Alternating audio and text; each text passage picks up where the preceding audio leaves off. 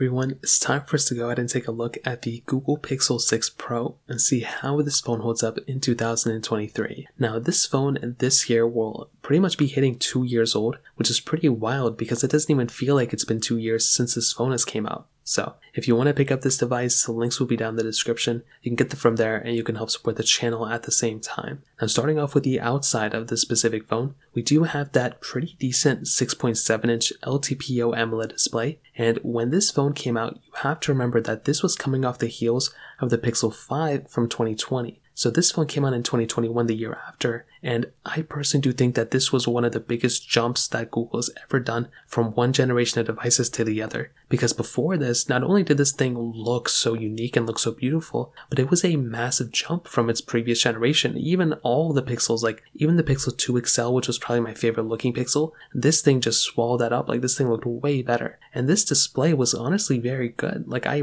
really liked this display. It was a hole punch display, curved on the sides, very little bezel on the top and bottom, and it was kind of like this rectangular design, but also kind of like a circle, not circle design, but like it wasn't like super jagged edges like an S22 Ultra, but it looked really good. It was 120 Hz too, I think I already said that, 1440p, still a very good display. Maybe the S21 Ultra of that year had a better display, but I really like the way, Google kind of made this panel. Like, I still think it looks very good. Now on the bottom, we have that USB Type-C port, which is great. No expandable storage, which is kind of expected nowadays. And on the back, we had our standard glass back, so no frosted glass back. None of the Pixels have it anymore. I think the Nexus 6P had it when it first came out, but that was like more aluminum and it wasn't a glass back. But I don't think we've ever had a frosted glass back on any Pixels, so hopefully they can add that on the Pixel 8. We also had wireless charging and reverse wireless charging, which is a really nice touch to add on, these types of phones. And you also had that triple camera setup on the top as well. So just a few things to kind of wrap up. Again,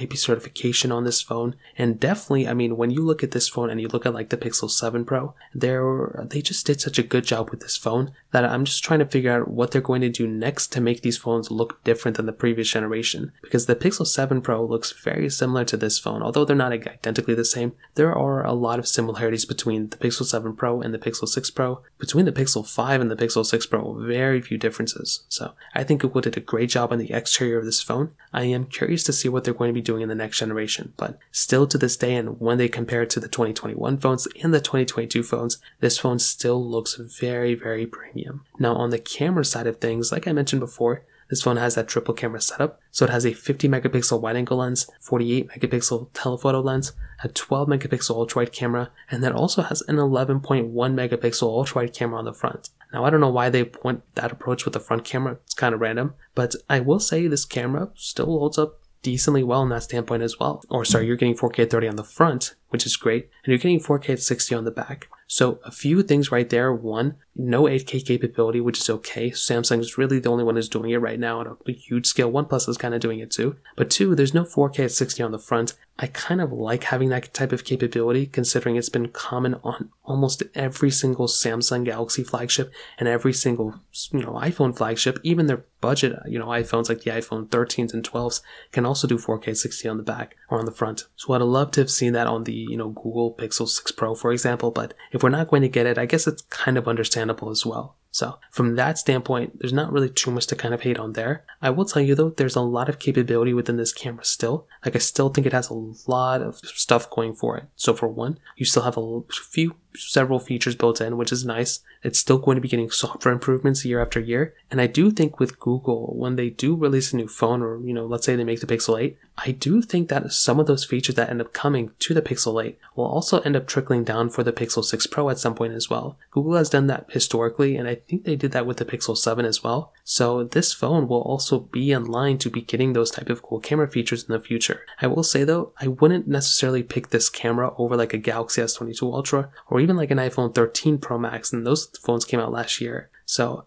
like I said, it's kind of sad. It is what it is, but the one highlight is that I think this camera is still going to be getting better throughout time. So that kind of covers it up there. Now in the software and the longevity portion of this phone, as I mentioned for quite a bit of time, when you're getting a phone like the Pixels, they just last so long, and Google just does such a great job at having these phones last for years and years and years. So whenever Google makes an update or any Android update, it comes out first to these Pixels, and if you want to install the beta, you can install the beta day one when it comes out, which is so awesome. I think the official version of Android still has a little bit of a staggered release, but regardless, I mean, these things are first in line. Even by the time the last Pixel in line will get its update, that's usually when like the first Samsungs will get their update. So I will say it's still a really good thing that Google has been doing here. And, you know, they're going to be adding more and more features. And I think with the way things are going, because Samsung has started to increase their software longevity, Google has done it a little bit too. I think there's going to be a time where they're just going to just probably be like 5 or 6 years of software updates.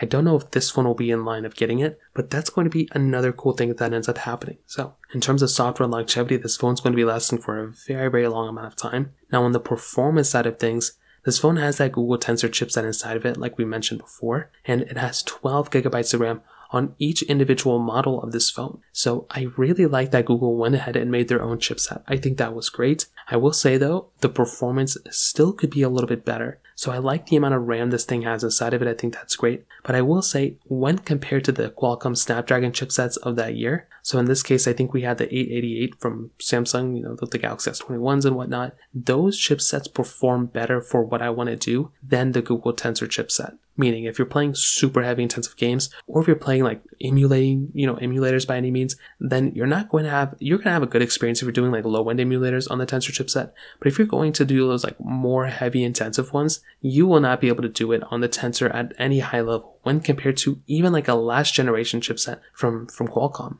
So it's kind of one of those things, and that's only because these chipsets are new. After a little bit of time, these chipsets will be getting better and better. So you have to remember that. It's not like today these phones are, you know, going to be perfect. It's going to take time for them to iterate. I'm pretty much getting the same issues on the Pixel 7 Pro as well, so it's not really much has changed there, to be honest. But I'm hoping that within the next few generations, Samsung will, or Google will end up getting a little bit better on that chipset. And then at that point, it'll just be such a solid performing phone with that chipset because it's such a beautiful phone. It has tons of RAM, it has tons of power. It's just, I guess, not optimized well for the applications that I want to do. But regardless, whatever applications I'm planning on doing in the future, like basic ones, can handle like crazy. A lot of the Google Play Store applications handle perfectly fine as well. Like, this is a great performing phone. So in terms of that covers it up there. The battery life has been pretty solid as well, 5,003 mAh battery. And with that reverse wireless charging, it's also a nice touch to have as well. And I've done so many battery comparisons between the standard Pixel 6 and the Pixel 7s, and they've always handled things pretty well. So ultimately, to kind of sum up this video, what I'll tell you is,